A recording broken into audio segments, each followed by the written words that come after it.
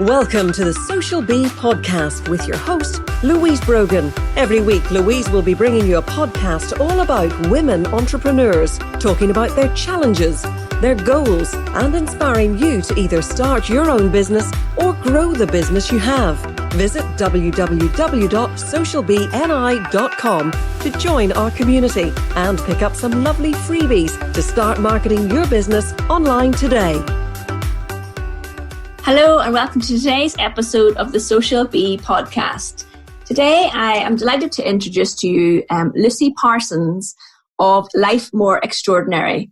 Lucy and I have probably been around in the same online circles for a couple of years now, but we've never actually met in person. And I thought that she would be a wonderful person to bring on the podcast for you all to hear about her business story. So Lucy, welcome to the Social Bee podcast. Hi Louise, it's fantastic to be here. Thank you for having me. No problem. Lucy, do you want to really just briefly describe what your business is and what your products and services are? Okay, yeah. So I call myself an academic coach, and what I do is I help students who are studying for their GCSEs and A-levels, which are the exams in the UK that people take when they're 16 and 18, to get the best grades possible to fully reach their potential. And I also help them to get into their first choice of university. And that's kind of where I've started, but I've kind of evolved into working with parents at the same time, because I found that we get better results when I work with both the parent and the student at the same time. So I work with the parents on kind of communication skills, how to stop nagging, how to stop getting so stressed by your teenager's behaviour, and with the teenagers themselves on how to actually study properly. Wow. So I knew that you helped students. I didn't know about the bit with the parenting. That's absolutely fascinating. So how do you find these? First of all, how do you find your customers and clients?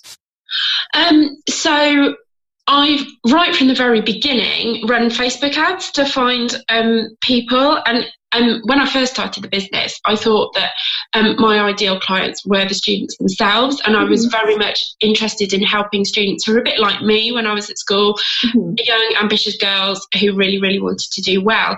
But I found that as the business has evolved, that actually the people who are willing to pay for my services and the ones who really want my help are mainly the parents of GCSE students who are struggling a bit, who so are not quite so highly motivated and are a bit stuck. They just don't know how to study, really.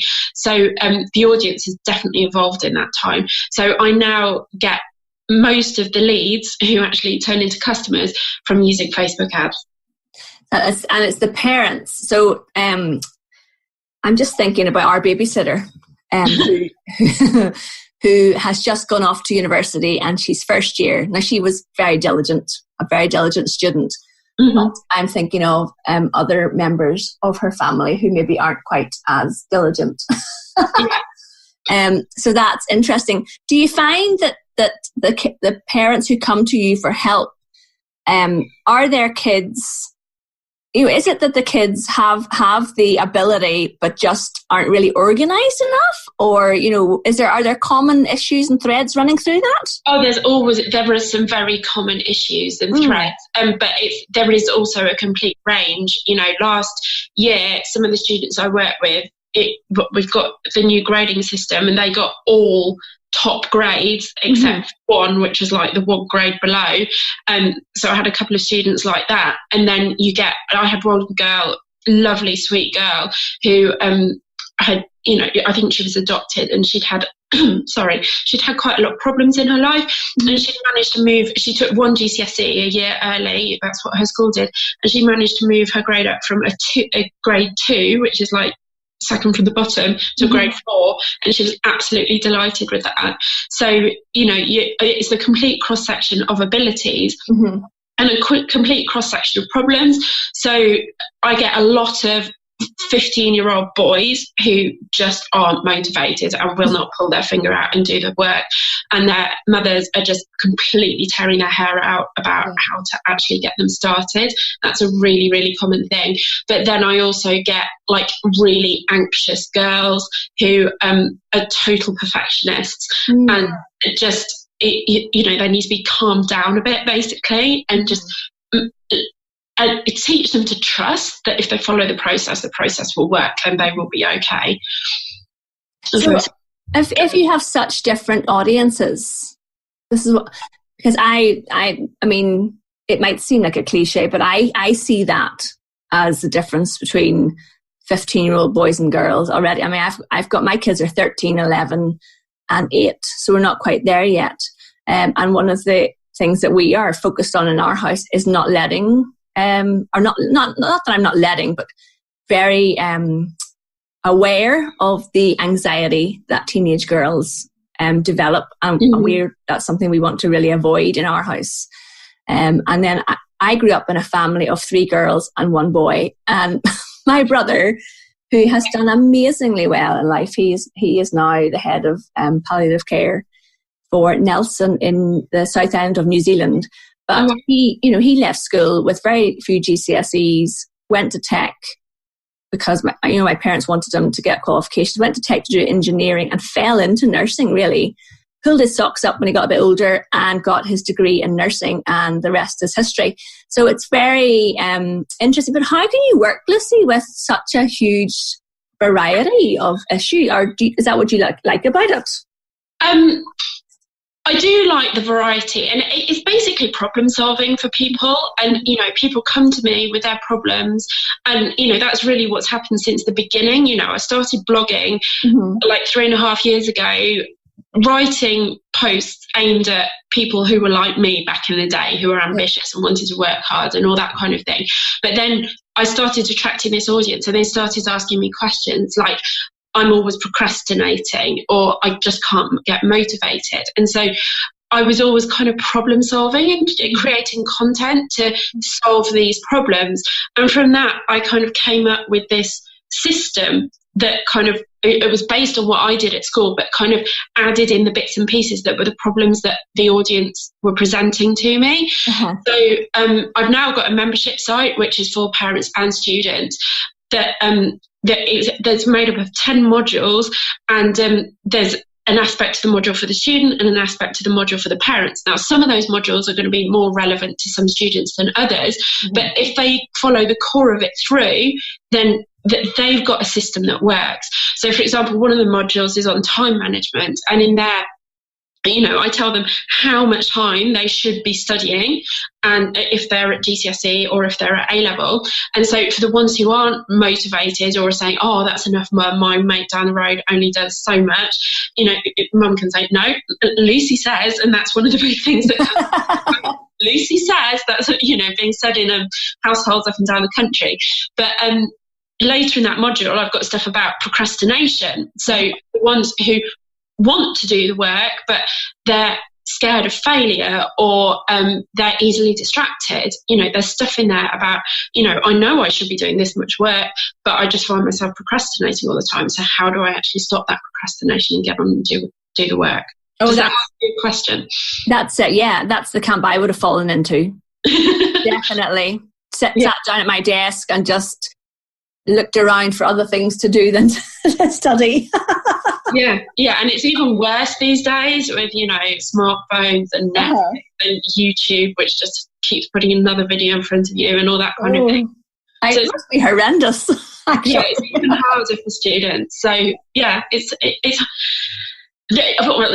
have to want to make the change. That's the big thing. And but yeah, I can help them if they want to make the change. Lucy, how did you get in? I mean, I know that you talked about how really you were the person in that place, but how did you actually start the business? Did you have a career in something else first? So I've had 2 careers before this. I'm not even 40 yet, but when I left university, I worked for Tesco for 3 years. Really didn't suit me, the big kind of corporate environment. So I left, and I then trained to be a teacher. So I was a geography teacher for 4 years before starting my family. That's my subject. Geography. I love geography. It's the best subject in the world. It's amazing. It's just so wonderful and so underappreciated. I know. Yeah. So I was a geography teacher in secondary schools, and then I had babies, 2 of them, and I didn't work. Well, we moved while I was on maternity leave, and we moved far enough away so that I couldn't go back to the same job. And I discovered online business during that time as a result of opening an Etsy shop. I kind of had the nesting instinct and was sewing and needed to sell it so that we didn't have it all in our house. But that's how I discovered online marketing and online business and all that kind of stuff. And then one day I was doing the washing up before taking the children to preschool, and I had this idea for a book about it, or I'd been watching an online course about how to make digital products. And the woman running the course said, you should teach whatever you're better at than most other people in the world. Right. I was like, well, I'm better at taking exams. Most of the people. So by the time I delivered the children to school, I got this outline for a book in my head, the title and the outline. And I came home, and by the time I picked up my son from preschool at 12 o'clock at lunchtime, I'd written 2 chapters of this book. You had not?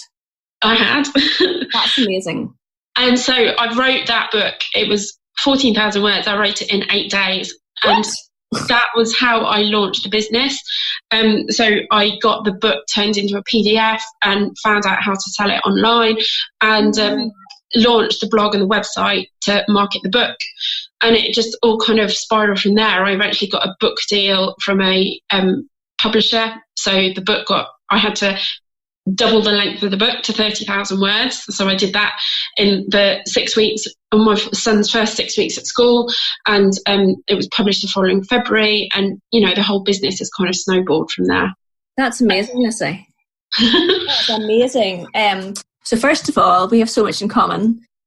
So I worked in corporate for 2.5 years and didn't suit me. So software engineer. I have a degree in geography. I discovered online business while on maternity leave with my first child and set up an eBay shop. Oh, wow. I have not written a book. But it's not funny. It's not funny. I mean, our lives have been kind of going along these slightly parallel tracks. That's fascinating. So you are a get up and goer. Oh my goodness. Yeah, I get things done. Yes. That's really fabulous. So how long ago was that, the whole book thing? It was, so I had the idea in February 2015. About 3 years ago. Yes. And you mentioned earlier about blogging. So one of the things I teach my customers and clients and my membership, I suppose, is how you need, for me, there's a 3-part framework to what I do. And I teach people the importance of having a website with a blog, how to use social media to drive people to that blog, and then how to use the blog to get people onto your email list. So it's the email marketing, the social media, and the blogging. And really, for me, the blogging and the content creation drives everything. So if you have 3.5 years of blogging behind you, would you have how often would you have written your blog posts? How often? Yeah. So I publish content, but basically once a week for that whole time. I did take a break this summer because I was very burnt out and I needed a break. But I've got over 160 blog posts. I've got 60 podcast episodes. I've got quite a lot of YouTube videos. I've got, there's a strong body of content. Yeah. And I think when people come to me and they talk to me about how to build a business online, I mean, it is a long game, really, isn't it? To me, you have to put the work in. You have to write the blog post or create the content or whatever content you're going to produce. And it's not a matter of just jumping on Facebook and trying to find clients. No, and there were some things I would have done differently. So I started out by just literally blogging and trying to sell the book via the blog. And I really didn't make any much money for at least the first 18 months. I was selling the PDF of the book for £10 a time. And, if there was a big dance party in the house if mummy sold a book. But there were things I could have done differently at that time in terms of being more proactive about, for example, finding coaching clients. But at that time I knew that having a business based